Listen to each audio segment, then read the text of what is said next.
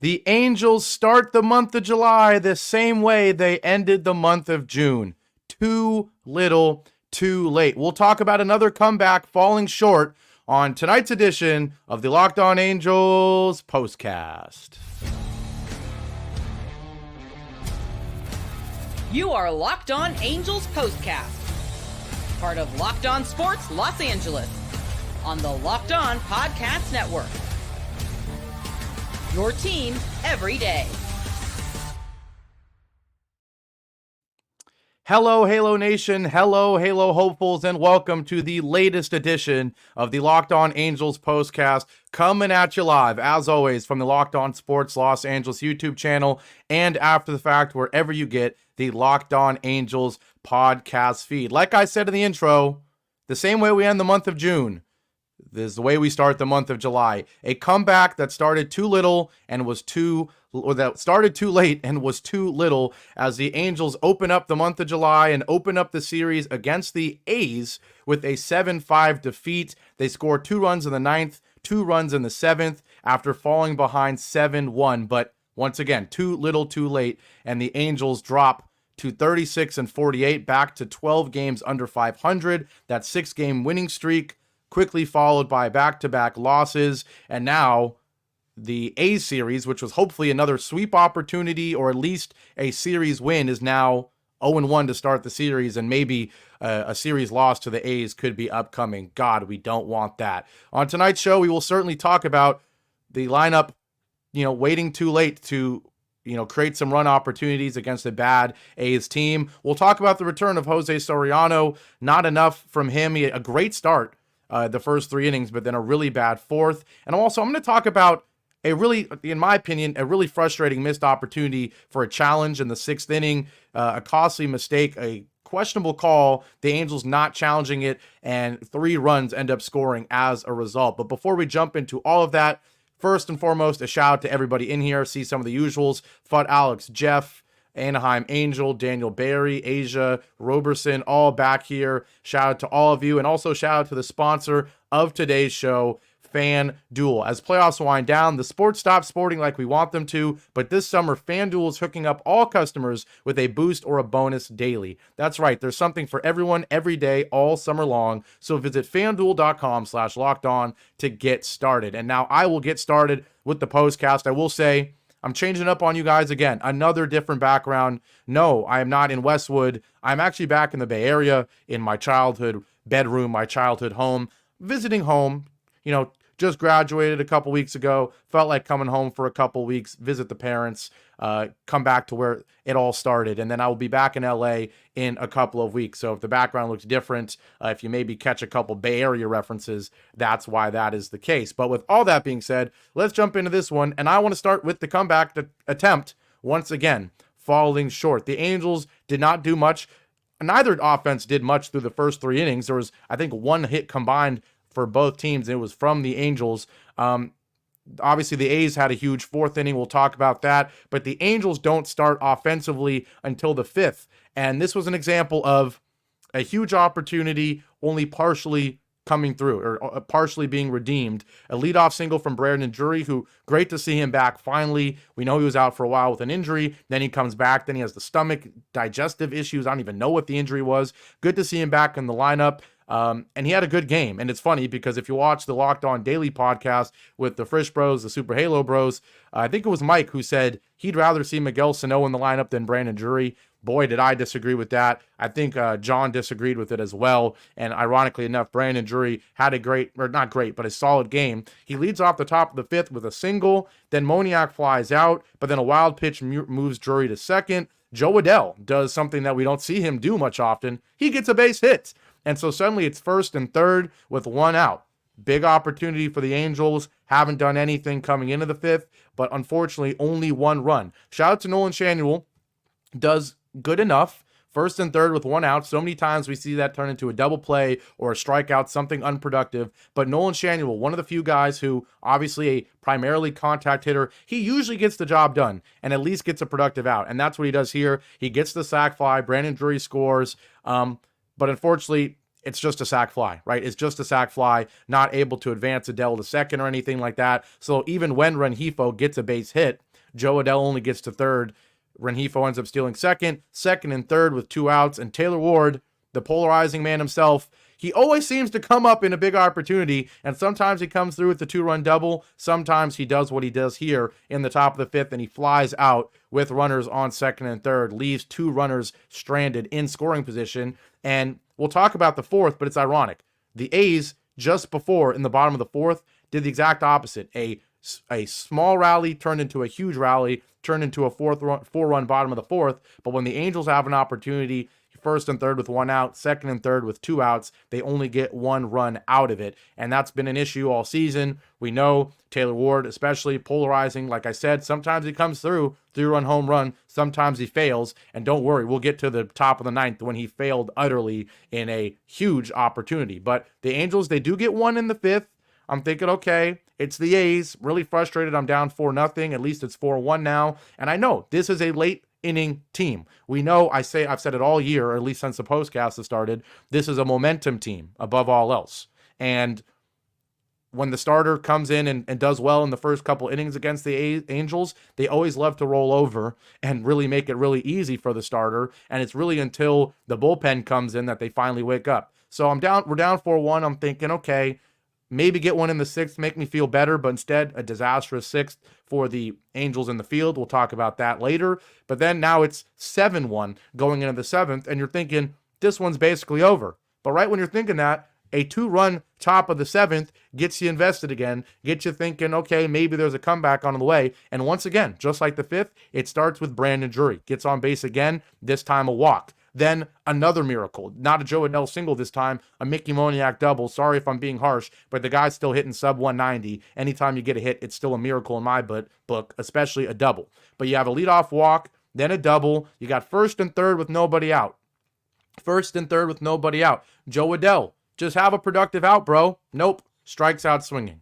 Once again, we'll get to how they score 2 runs in this inning, but it's another case of not enough when you have these opportunities, especially when you're down 7-1. At the very least, you need a productive out, but when you're in a hole, you really need another base hit. But Joe Adell does neither. He strikes out. Schanuel, luckily, after the pitching change, Scott Alexander comes in, lefty on lefty matchup with 1 out, with still runners on second and third, and Nolan Schanuel comes through. And shout out to him. He already had the sac fly RBI, but this time a 2 RBI single. Great piece of hitting against a lefty, some lefty on lefty crime. Gets ahead 3-1, then gets a sinker right down the middle and rips it to left center field. Was so pumped when I saw that. And suddenly the Angels are back into it. 7-3.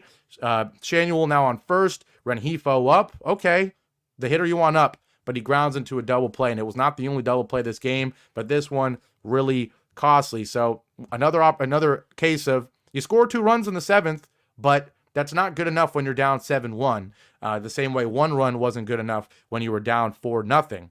But then the 7th wasn't it, because in the 8th inning they do nothing, unfortunately. But in the 9th, this is the Angels experience, folks. Really big deficit coming into the 9th and doing almost enough, but not enough. And I got to say it again because it happens again. Shout out to Brandon Drury, gets on again to lead off another inning. It's not a coincidence, folks, that when you lead off the inning with the guy getting on, things usually go well. Led off the 5th with a base hit. Leads off the 7th with a walk. Leads off the 9th with a walk. Unfortunately, then you got 2 hobos. Sorry, that might be a little aggressive. Sorry about that. But you got 2 guys that are not major league hitters right now in Moniak and Adell. And yes, they both had hits in earlier in the game. But 9th inning, leadoff walk, and what happens? Moniak pops out, Adell strikes out. At the very least, move Drury to second. At the very least, one of the 2 you get a hit. But no, 2 unproductive outs. I get it, it's Mason Miller. I get it, he's throwing gas. But gosh, just do something productive, man. The lineup is, people are starting to come back. The lineup is starting to get stronger. It's going to be interesting to see what happens. Eventually, you got to pull the plug on at least Moniak or Adell, at least one of the 2. Because having them both in the lineup is just too much of a liability. Too much of a liability, especially when you have Drury play so well like he did today, and especially when you have the guy coming up leadoff after those 2 playing so well as well in Nolan Schanuel. Once again, he comes up clutch against another tough matchup. Sure, it's a righty, but it's Mason Miller, and he rips a double to right center field in the gap. Beautiful. Drury scores with ease. Suddenly it's 7-4. You still don't have the tying runner on, or tying runner up to bat, but, some Angels ninth inning juice starting. Rengifo then comes up. He rips a liner into right against Mason Miller, and you're like, wait a second, the tying run is on base. Schanuel scores. It's 7-5. Rengifo's on first. And theoretically, you have the guy you want up. You have your 3-hitter. You have your veteran. You have the guy you theoretically want up as the tying runner, the tying player in Taylor Ward. But he has one of the worst at-bats I've ever seen. And it is a brutal at-bat, or a brutal situation for him, because we know Taylor Ward in the last game was hit in the ear hole. He was hit with a fastball at his helmet. So that's still in his head.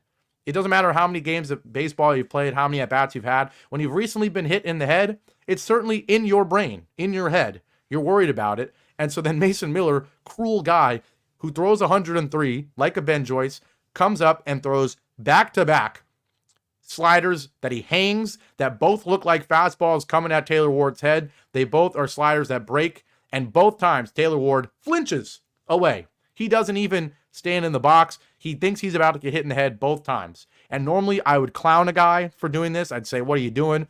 But I'm going to be a little bit fair. Taylor Ward just got hit in the head. And you have one of the hardest throwers in all of baseball, and he throws 2 pitches that look like fastballs at your head, but are both hanging sliders. But unfortunately, Mason Miller doesn't care. The A's don't care. And so 2 great pitches there. He throws another slider right down the middle. Ward fouls it off, but he's clearly swinging fastball again. And then he's clearly swinging fastball when a slider that, let's be honest, I don't think it was ever in the zone. Even if it was a fastball, based on where it was headed, I think it was down and away as is. Ends up being a slider a mile away, not even in the picture on MLB.com, in the opposing batter's box, and he swings and misses. An awful at-bat, and an awful way to end the game, and an awful way to have another comeback rally fall just short. So that was a really long recap for me. I don't know why I felt like giving you everything, but a very eventful 5th, 7th, and 9th inning for our Angels, and another comeback that falls just short. When we come back from the break, because I know that was a long first segment breaking down everything that happened. When we come back, I'm going to talk about my takeaways from that stretch, from the lineup overall. I talked a little bit about Drury having a big game. I'm going to give him some more flowers. I'm going to maybe, unfortunately, rip into Moniak and Adele a little bit more. I'll talk about my overall takeaways offensively. And, of course, we'll talk about Soriano coming back, having a great start, and then struggling, the bullpen struggling as well, and that very costly weird play in the 6th inning that maybe should have been challenged. I'll talk about all of that after my first break here. I didn't even say it. I'm Gavin Carlson. I'll introduce myself properly after the break. This is the Locked On Angels Postcast. Now, once again, today's show is brought to you by the great people at FanDuel. Now, look, obviously everybody here on the Postcast loves sports. I certainly love sports. You can see behind me, I've got the NBA teams right here. I got the football teams right here. This is my childhood bedroom. This is how my room looked my entire life growing up. I've always loved sports, and most likely you have as well. And I love sports. I love them so much. I never want them to stop. But as the playoffs wind down, the NBA and NHL are over, we get fewer games, and the sports aren't sportsing like I want them to. But FanDuel lets me keep the sports going whenever I want. All I have to do is open the app and dream up bets anytime I'm in the mood. And this summer, FanDuel is hooking up all customers with a boost or a bonus daily. That's right. There's something for everyone every day, all summer long. So head over to FanDuel.com and start making the most out of your summer. FanDuel, official sports betting partner of Major League Baseball. Back here on the Locked On Angels Postcast on the Locked On Sports Los Angeles YouTube channel. The Angels fall 7-5 to open their month of July after getting the day off yesterday against a really bad Oakland A's team. A loss is always disappointing, even when you're the Angels that are well below 500, but it's really disappointing when it's against the A's, especially coming off a 6 out of 7 stretch that included a sweep of the A's, a really disappointing loss. Really, it's just frustrating, right? When you're starting to think this team maybe has a shot, not at wild card, not at playoffs, but getting closer to 500, making games a little bit more meaningful. We were almost there, but unfortunately not there enough, and now falling back-to-back games, falling below 500 by 12 games now, 36 and 48. We already talked about the failed comeback attempt, almost coming all the way back. Shout out to Fut Alex, who properly says, why do the Angels always want to come back in the 9th inning? I agree. Anaheim Angels said, man, this team is so frustrating, going to get worse before it gets better. As players return, dynamics change. And that's what I want to talk about here. Shout out to everybody else here. Jeff also saying, are we going to get swept by the A's this series? I don't think so. The A's still stink. The Angels still have, it's one of the few teams that the Angels still have a better roster than. I don't think they're going to get swept at all. But what are the takeaways offensively from this one? Like Anaheim Angels said, the dynamics are going to change as people come back. And one guy that came back and immediately announced himself as back, Brandon Drury, gets on 3 times, goes 1 for 2 technically because he gets walked twice, and he scores 3 runs all 3 times, 5th, 7th, and 9th inning. He leads off that inning getting on base, a single and then 2 walks. Both times, all 3 times he scores. And he had a great game. A lot of players actually had good games. 11 hits for the Angels, but they only score 5 runs because, like I said, multiple times having an opportunity to have big innings, and all 3 times only having decent innings. 1 run in the 5th, 2 in the 7th, 2 in the 9th, when it easily could have been 3 in the 5th, 4 in the 7th, 4 or 5 in the 9th. Not enough clutch hitting, particularly because Mickey Moniak and Joe Adell still are not great. They both go 1 for 4 tonight, which brings both of their averages up, but that's because Moniak's hitting 196 and Joe Adell's hitting 187. So it's not hard to bring the average up there. Looking at the rest of the box score, Schanuel had a great game. He, like I said, he's one of the guys I trust to get productive outs in situations. He had a sac fly, but he also went 2 for 4. 4 RBIs. He had 4 of the 5 RBIs. He was fantastic in the leadoff spot. That average, it only takes a 2 for 4 game for that average to go up like 5 or 6 points because of how low it is. He's hitting 239. He's going to be in the 240s by the All-Star break. He'll be in the 250s by August, and that is fine for Nolan Schanuel. I know he's a contact hitter. I know he's leading off. I know you'd love to see it at 270, 280, 290, whatever, but it's getting a lot better, especially with how bad he started. Rengifo does his usual thing. He goes 2 for 5. And my prize pick slip today, it's always easy. Just say Rengifo is going to get at least 1 hit, and it always comes through. I don't know why the line is at 0.5. It needs to be moved up to 1.5 because he always gets at least 1 hit. He goes 2 for 5. He had the other RBI. But Taylor Ward, not good enough. 1 for 5, 2 strikeouts. Willie Calhoun goes 0 for 4. He was brutal. O'Hoppe was great. 2 for 3 and a walk. He gets on 3 times. Neto 1 for 4. We talked about Drury. We talked about Moniak. We talked about Adell. Now, what are the key takeaways? The key takeaways is that Moniak or Adell, you can only have one of them in the lineup. You can't take having 2 of them in the lineup anymore. It's just too, you're never going to have an inning where they both get hits back to back. And for whatever reason, today was because a Drury played well. Other times it's because an O'Hoppe or a Neto plays well. These guys always seem to come up in big moments when rallies are getting started, and you can always bet on at least one of the 2 not getting the job done. In both of those rallies I was talking about, one guy came through, then the other one didn't, and then in the 9th, neither of them came through. So the big takeaway for me, maybe it was already obvious, but it's confirmed right now. Drury's back. I like the way the infield looks. Schanuel at first, Drury at second, Neto at short, Rengifo at third. It looks great. And I understand the big question is when Rendon comes back in a week or something, because it sounds like he's like a week away. When Rendon comes back, what happens? I hate Anthony Rendon. I know you all do too. But the only thing that I will say is when Rendon comes back, I think Rengifo gets moved to the outfield, and we finally only see one of the 2 between Moniak or Adell in the lineup every night. And it gets really simple in my opinion.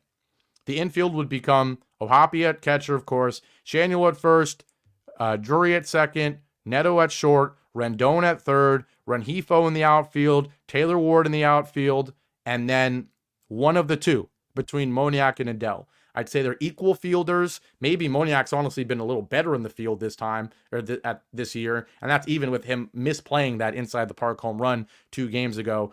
But Adell seems to always make a mistake. So I think it's an interesting case of Rendon actually being a positive when he comes back, because he's going to be an everyday player. We pay him way too much for him not to be. But then it gets kind of simple, the lineup, in my opinion. Dynamics change, like Anaheim Angels said, but I think they change for the better in that the lineup becomes a little more consistent. And what I've been saying all along is that Moniak and Adell do not deserve to play every day. It just makes perfect sense to only have one of them play. The 2 of them should be platooning. If it's a righty, Moniak starts, Adell's the pinch hitter for him if a lefty comes in. If it's a lefty starting, Adell starts, Moniak is the pinch hitter. I get it. Maybe Adele doesn't get to 500 at-bats, which was something Ron Washington said coming into the year. But he's playing poorly right now. Striking out 2 times every game is not helping his confidence. I don't care if he's getting plate appearances. It's not helping your development if you strike out twice every single game. It's certainly not helping your confidence. So I'd much rather see Adele only hit against lefties, hit 300 against lefties, and never play against righties. Certainly the average goes up. Certainly you at least know he's a guy who can hit lefties, and in his free time he works on getting better against righties. But he should be platooning with Moniak. It makes perfect sense to me. And then same thing in the DH spot. You platoon, you have Calhoun against righties, and then you have, I think, Pilar, not Sano. I don't want to see Sano. But at the very least, Sano should only be a platoon hitter as well. So the lineup is starting to form, and just wait till Trout gets back. That's a pretty solid lineup. I didn't think I'd be saying that about the Angels, but imagine swapping out, putting Taylor Ward as the DH, having in the outfield one of the two, or maybe even just taking out Moniak and Adele. If you were really competing for something, I think you have a decent lineup with Schanuel, Rengifo, Ward, Trout, Ohapi, Neto, Drury, and then Rendon. And Trout. I think I already said Trout, but that's a pretty good lineup, right? That's a pretty decent lineup that is going to be a 500 baseball team, in my opinion. Now, the problem is, by the time Trout gets back, Taylor Ward's probably gone, or at least I think he should be. Pilar's probably gone. A couple of them will be traded. Who knows? Maybe even get rid of Adele or Moniak at this point. But it's going to be interesting. And I want the team to stay competitive and win. A, because I like watching wins and not losses. I know you all do as well. But B, I want to see what this lineup at its best can be. And we might not see this lineup at its best if by the time they get Trout back and by the time they're sniffing 500 baseball, it's the deadline and you got to get rid of guys. And that would be unfortunate. But I think this lineup, I really do, at its healthiest, at its peak, with Trout back, with Drury back, with Rendon back, I think is a 500, record-wise level offensive lineup. That's just me. But that was a lot. Didn't even really talk about the game there. Kind of broke down some stuff. But I wanted to look forward because this game was frustrating. But I think even in a loss, you see what the lineup can be when you string together 11 hits. And when Brandon Drury comes back and does what he does, just wait till Rendon's back. Just wait till Trout's back. It's a decent lineup. Not a great lineup, but a decent lineup. And a lineup that certainly should not be losing to the A's and should compete against really every team. So there's that. We're going to take our last break here on the postcast. I'm Gavin Carlson. I failed to say it once again. 4 years as a credentialed journalist in LA, covering UCLA sports with the Daily Bruin. Not some random guy who just hops on the mic and talks, all right? I put the time in. I put the hours in. I've interviewed everybody. I've written articles, 200 of them, something like that. I've hosted podcasts. I've been in every press box, Rose Bowl, Pauley Pavilion. I traveled to Oregon State. I traveled to New York. I've been everywhere, right? So I'm a credible guy, and I know a thing or two about the Angels, especially at this point, and I know that tonight was a disappointing loss. So with all that being said, I'll take my last break here on the Locked On Angels podcast, and when I come back, I'll tell you about a Jose Soriano start that,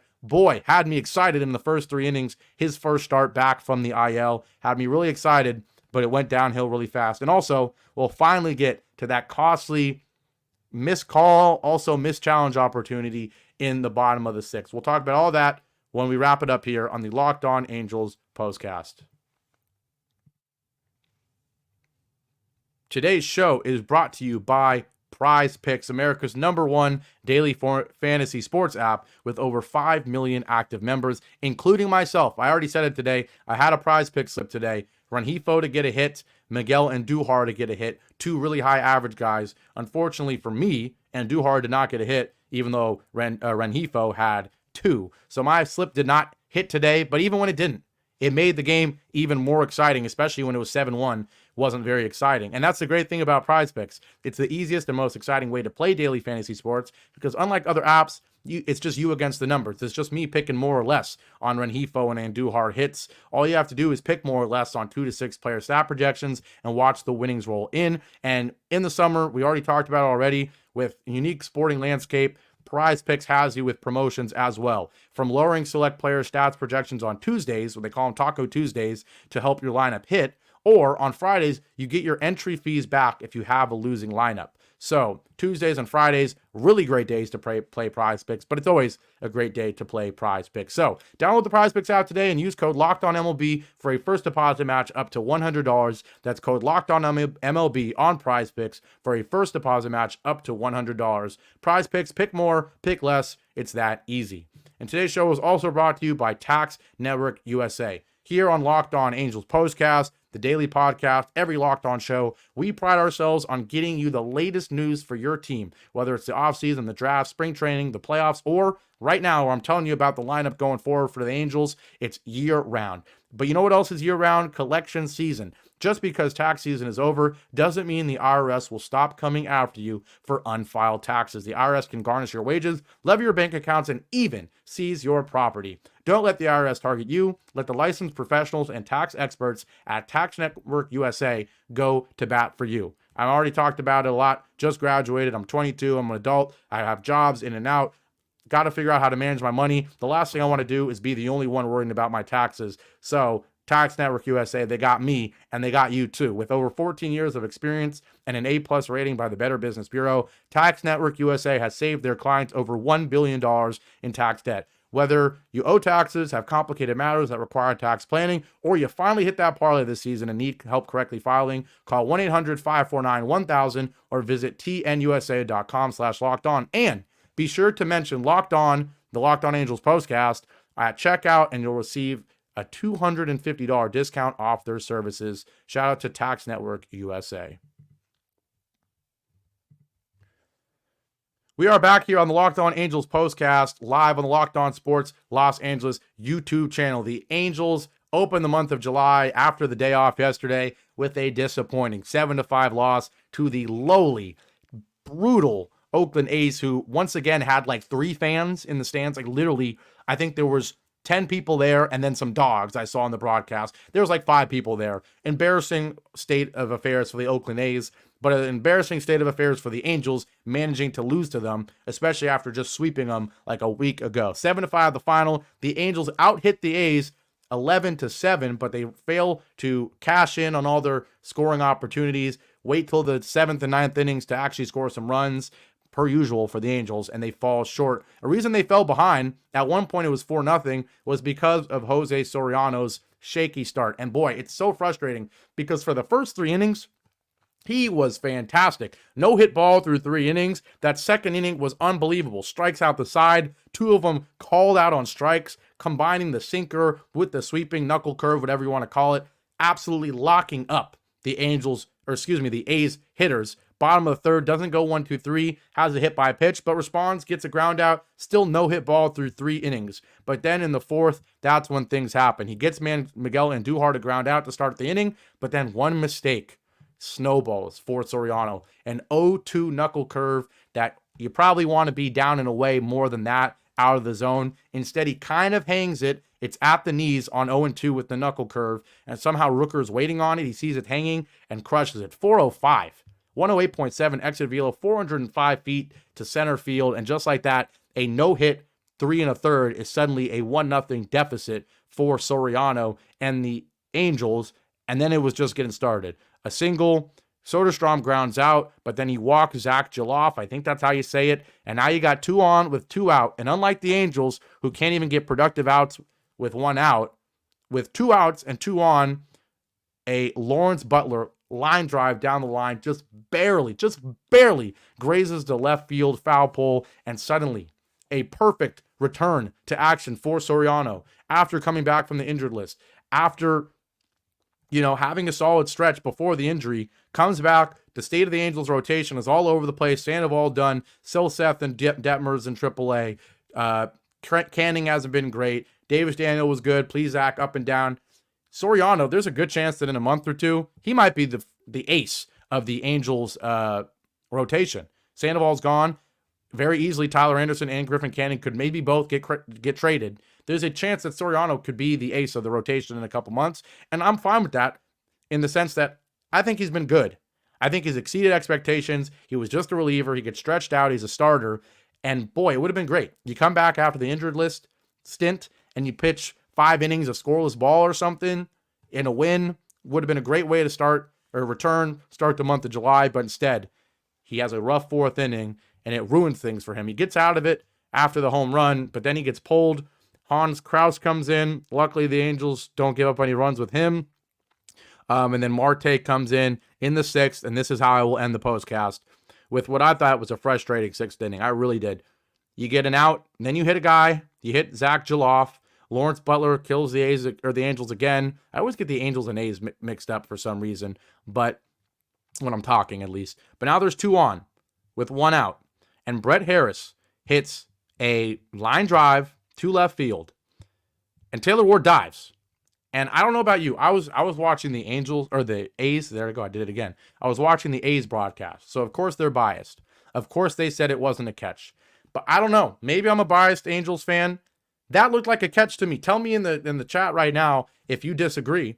I thought Taylor Ward got his glove under the ball. I did. They didn't show many replays on the A's broadcast because they probably didn't want to show it because it looked like a catch. Tell me, please tell me if I was wrong. If I was wrong, then ignore these last minute or two. But I thought he caught it. I thought it should have been challenged, but it's not challenged. Or excuse me, I'm misspeaking now. It was the hit before. Excuse me. Lawrence Butler's single was the one that Taylor Ward dove, and I thought he caught it. He didn't, or they ruled he didn't. So now you have first and second, and then the huge play is the 1 out double from Brett Harris that should not have happened, should not have been a 2 RBI double because I thought Taylor Ward caught the ball. If Taylor Ward, if it's ruled a catch, there's 2 outs when Brett Harris comes up, and even if he doubles, even if he scores the lead runner, it's only 1 run. It's 5-1. The Angels ended up scoring 5 runs. Who knows what would have happened? Not to mention that even on that Taylor Ward catch, that was not ruled a catch, the runner on first base didn't know what to do. Geloff was like, do I go to second? Do I go back to first? If that's ruled a catch, if Ward comes up and throws it to first, it's a double play. The inning's over. But instead, they don't rule it a catch. Maybe I'm wrong. I sure thought it was a catch. And then ironically, the second they didn't challenge it, the second it was ruled no catch, I knew. I literally, you can ask my parents. I'm here with them. I said, the A's are going to do something right now. There's 2 on. I thought it was an out, and it wasn't called one. I had a feeling that there was going to be some RBIs, and surely enough, Brett Harris rips a double off of Jose Marte on the first pitch, gets a sinker right down the middle, rips it down the line, and it's 6-1. And then the rally wasn't done. They scored 1 more. Marte, not a good outing for him. The Angels, I guess they wanted to use some of the not so great relievers when you're already down 4-0. Hans Kraus luckily handled business, but obviously Jose Marte doesn't. And eventually Ron Washington's got to realize that even when you're down 4 or 5 runs, this team likes to score runs late, and maybe you got to use your better relievers earlier in the game, even when you don't want to, even when you're losing. Keep the game at 5-1, keep it at 4-1, and especially against the A's, there's still a good chance to come back, especially with just the way the Angels have been playing. But 4-0, you bring in Hans Kraus, you bring in Jose Marte, and then suddenly it's 7-1, and the game's over at that point, even when the Angels have their rallies and come back. So disappointing for multiple reasons. Number 1, of course, because of the loss. Number 2, because Jose Soriano, a guy I at least have invested a lot of stock and energy into, I really think he can develop into a really nice second or third guy in the Angels rotation in a couple years, because he's been pretty good for a guy who was just a reliever, who wasn't even a great reliever, stretched to a starter. He has some great electric stuff at times. We saw it in the first 3 innings. So it would have been great for him to come back and have a win in his return, and especially with how it started. That's disappointing. The loss, and it Soriano, and once again, the strike 3 here, the fact that the Angels always show life late, but they show life when it's too late. And it's just a little too late in back-to-back games, in back-to-back losses. But with all that being said, I'll real quickly check the comment section one more time. Fut Alex said, this game showed we have to bring down Adele and trade Ward, Calhoun, or DFA. I agree. I don't know if he can really bring down Joe Adele at this point. It sucks. He's just, his whole career trajectory has been thrown off. Should have been in the minors longer. Shouldn't have had all the years he did of struggling. But now it's like, oh my, is his career too far gone? I don't know. Maybe it is. But one thing he needs to do, at least in my opinion, like I said, platoon him, only have him hit against lefties. I think he can hit 250 against lefties. At one point, he had the best OPS in all of baseball against lefties. Remember that? That was great. Maybe you only hit him against lefties. Maybe you only hit Moniak against righties. And that's how you get both of their averages up, get their confidence up. And who knows, if one excels more than the other in the platoon spot, maybe they become the everyday guy and the other one gets sent down. We'll see what the Angels do when Rendon comes back, when Trout comes back. That's 2 decisions that will have to be made in the roster. Fud Alex also said he has potential, talking about Jose Soriano. I certainly think he does. And Fud Alex leaves it with Ward wanted to leave when he saw the 100-mile-an-hour. Yeah, exactly. He was running out of the batter's box on the first 2 pitches there. But shout out to everybody in here. Fud Alex, Jeff, Anaheim Angel, Daniel Barry, Asia Roberson. Shout out to all of you. Appreciate it.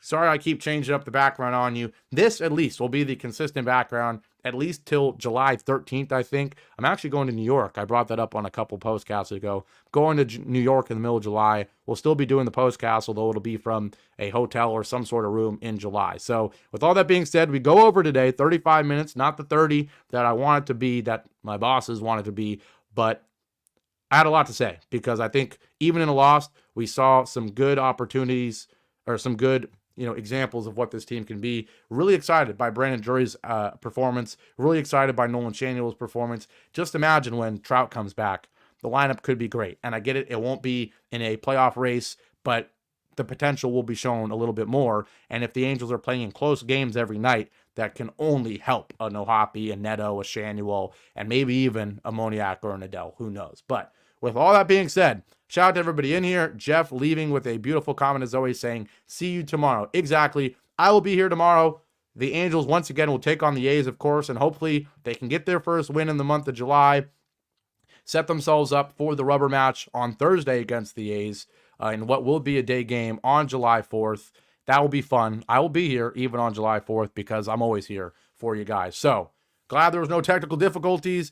Glad everything's good. Glad you all were here. Not glad about the game. Angels 5, A's 7. Angels start 0-1 in the month of July. They've now lost back-to-back after the 6-game win streak. But hopefully, when we're back here tomorrow, it will be after a win. So, have a great Tuesday night, everybody. We'll be back tomorrow night. And go Angels. Let's get a win tomorrow.